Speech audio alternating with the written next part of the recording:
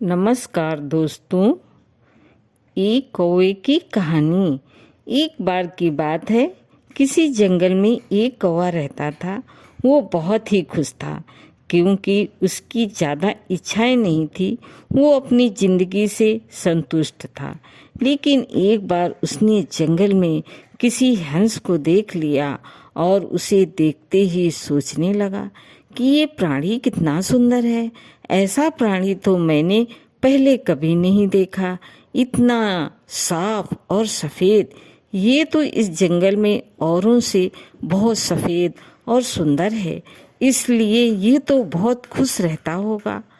कौवा हंस के पास गया और पूछा, भाई तुम इतने सुंदर हो, इसलिए तुम बहुत खुश हो गए।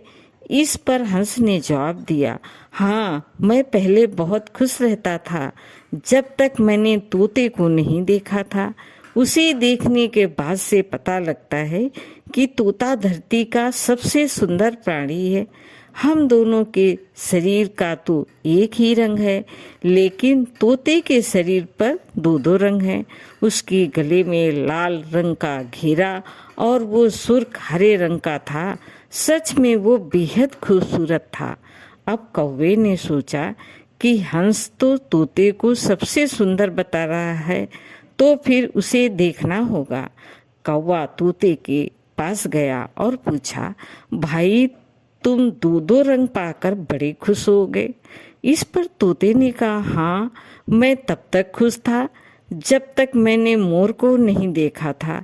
मेरे पास तो दो ही रंग हैं, लेकिन मोर के शरीर पर तो कई तरह के रंग हैं।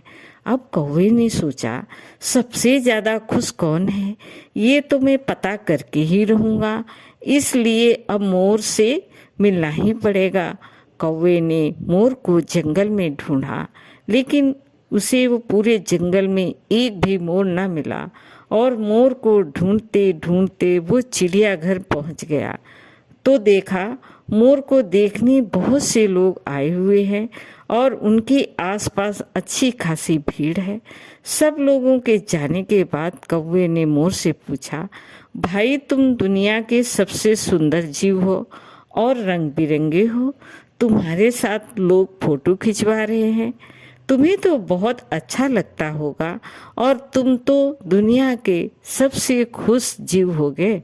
इस पर मोर ने दुखी होते हुए कहा, भाई अगर सुंदर हूँ तो भी क्या फर्क पड़ता है।